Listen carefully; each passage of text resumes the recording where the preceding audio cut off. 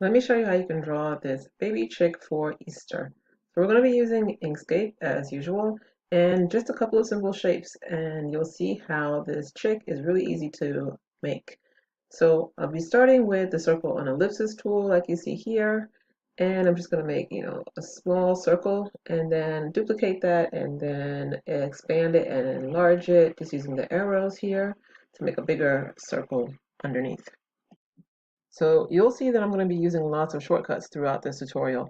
That's just because it's faster. I find it quicker between going through my keyboard and the graphic tablet. So what I've done is I've come up with an ebook that lists all the shortcuts that you can find in Inkscape. It's good for Mac, it's good for PC. So if you want the details on that, you can find it in the description below. Now that we have the two circles, I'm going to click on that larger circle. It's kind of like an oval shape. I'm going to double click on it so I can get the nodes, and then I can start playing around with the nodes and shaping that so it actually looks like a chick.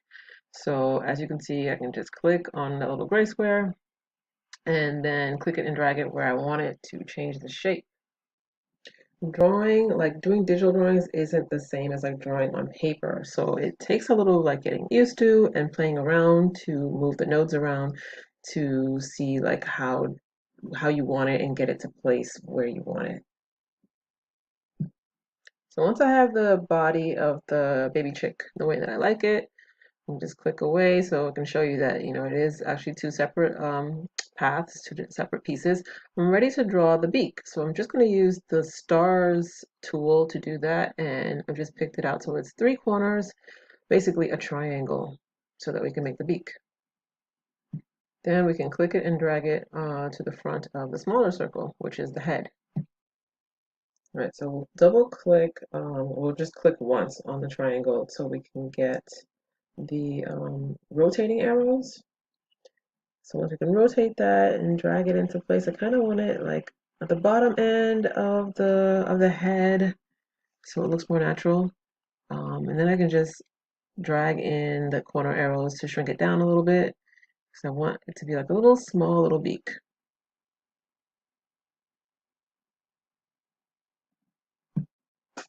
Once we have the beak done, I'm just gonna duplicate it just using the shortcut tool um, to duplicate the beak so that we can make the tail. And I'll double click to get the nodes. And then once I have those nodes, which are those little gray squares, I can, pull it out, push it in so I can make it a little curved because I don't want it the exact same shape as the beak because I want the tail to have like, a little curve to it. And then we'll put that on the back end of the baby chick. I'm going to go and put that a little bit lower. So I'll just click on it to select it and push it down lower. I'll pull it down lower. Now that we've got the body done, let's give him some legs. Or rather yet, chicken feet. So I'm just going to use the shortcut tool again to, this time to use the square tool, the rectangles and squares tools to make the first leg. So it's just going to be a really thin, narrow rectangle. And I'm going to duplicate that to make his little chicken feet. So take that first rectangle, I'm going to rotate it and I'm going to shrink it in size to make like, three little claws for him for his chicken foot. I'm making this a little larger than what it's going to end up being so you can see what I'm doing and so that I can see it too. So this is going to be like the first of the three little claws to make his foot. And of course we're going to, use the shortcut tool to duplicate it and then double click to get our rotating arrows to rotate that just because it's just easier that way. Once I have like his whole foot, so his leg plus the three little claws, I can select all of those pieces and then duplicate it to make the second foot.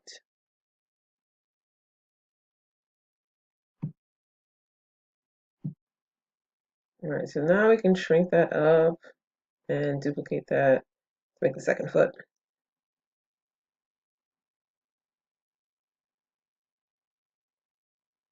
There we go. Flip that around.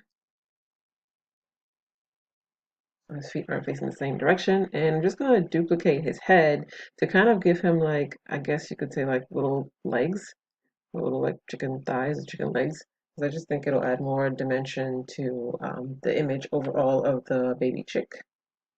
So just reusing that circle from the head and making his little chicken legs.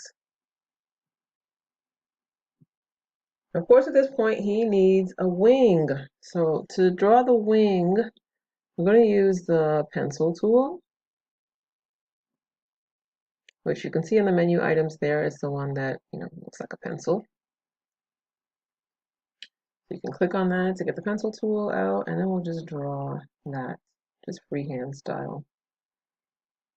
Kind of want it to be a little smoother, so I'll just click and change that setting. There we go.